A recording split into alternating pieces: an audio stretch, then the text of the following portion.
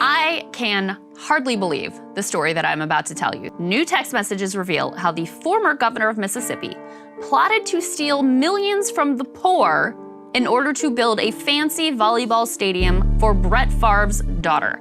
That is not an exaggeration. That is literally what is alleged to have happened. And it is backed up now by newly revealed text messages and court filings. And to make matters worse, the current governor is trying to cover up the truth.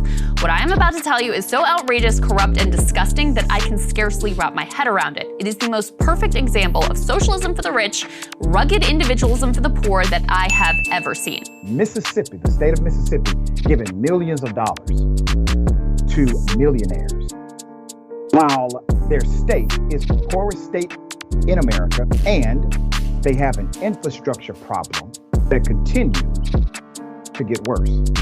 Jackson, Mississippi has no clean water, but Republicans in Mississippi are giving millions of dollars to people like Brett Favre. Good old Brett said, hey, I really wasn't that involved, and I returned the money, okay? Hands off here. FBI came one time, questioned me one time, and that's it. I did nothing wrong. We got the receipts.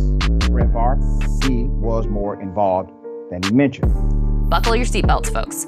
First, though, we gotta start way back. In the Clinton administration, Bill Clinton decided to do what no Republican could have accomplished and to end welfare as we know it. He eliminated the previous welfare program in favor of something called TANF, Temporary Assistance for Needy Families. Now, unlike the New Deal welfare program, TANF was what's called a block grant. States get a certain amount of funding and with some legal limitations can do with it whatever they want. And in southern states like Mississippi, frequently they did not actually want to give the money to the poor families who really needed it. Mississippi as a state is the most cruel to its struggling residents. In 1 year, according to a Jackson Free Press investigation, of the 12,000 Mississippi residents who applied for TANF, a mere 165 were actually awarded any benefits.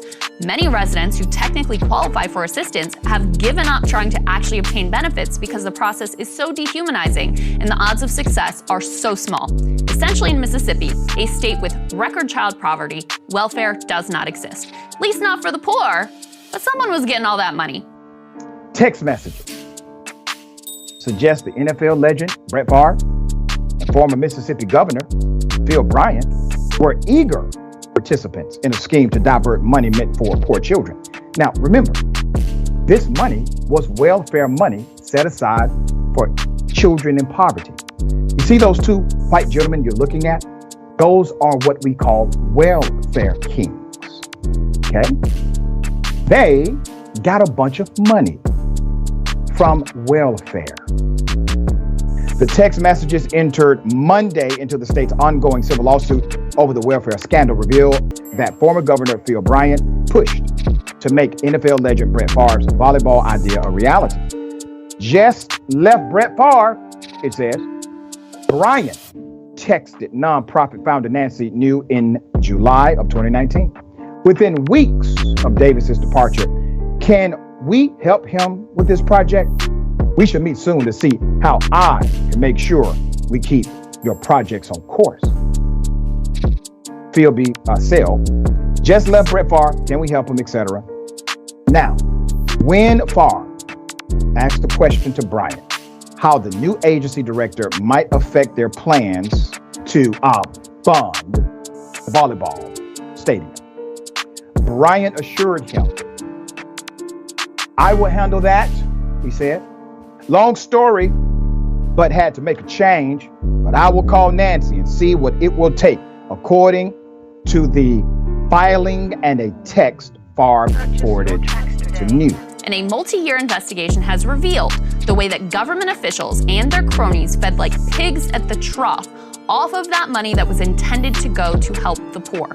A single politically connected charter school operator, Nancy New, she is at the center of this fraud. Now, New is a major GOP donor. She's given thousands to the current governor of the state of Mississippi, that is Tate Reeves. Reeves actually filmed a campaign spot at one of her charter schools. She was also close friends with the wife of the former governor, Phil Bryant.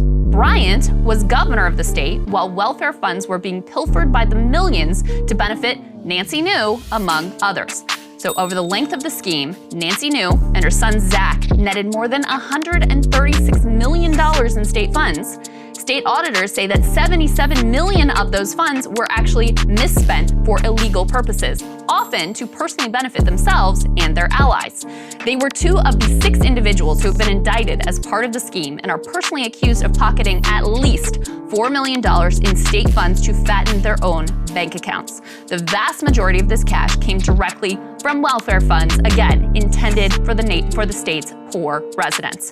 But Nancy New and her son are now cooperating with authorities as part of a plea deal, and that is where Brett Favre comes into the picture. So Favre's daughter apparently plays volleyball at the University of Southern Mississippi. That's the same school where he played football. And Daddy apparently wanted to buy his baby a fancy new stadium. Rather than ponying up the bucks himself, something that given his extraordinary wealth he could surely do, he decided to collaborate with Nancy New to try to secure the millions necessary from the state and his personal friend, Governor Bryant. As with their other schemes, the News sought millions for Favre from the federal welfare funds that they had long treated as their personal slush fund. It wasn't just the stadium, though. Favre was personally paid $1.1 million to deliver speeches that he never actually delivered. He also benefited from millions in investments the News made to a medical technology company in which Favre was the lead outside investor.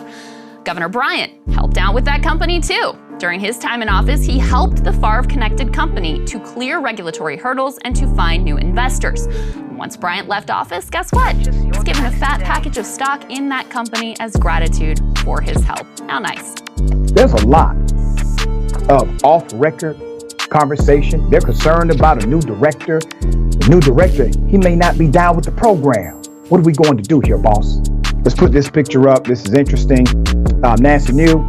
So they were also texting there was a text between Favre, Nancy New, showing that Bryant, Favre, New, Davis, and others actually worked together to channel at least $5 million of the state's welfare funds to build a new volleyball stadium at University of Southern Mississippi, where Favre's daughter played the sport. Favre received most of the credit for raising funds to construct the facility. Well, damn. So, Brett, you don't have $5 million? What a money reside, what a money reside, what a money reside, what a money reside. Okay. You got to take $5 million from a welfare budget, allocate it to an institution that your daughter attends, and then take all of the credit as if you made the contribution yourself. Knew a friend, Bryant's wife, Deborah, ran a nonprofit that was in charge of spending tens of millions of flexible federal welfare dollars outside of public view.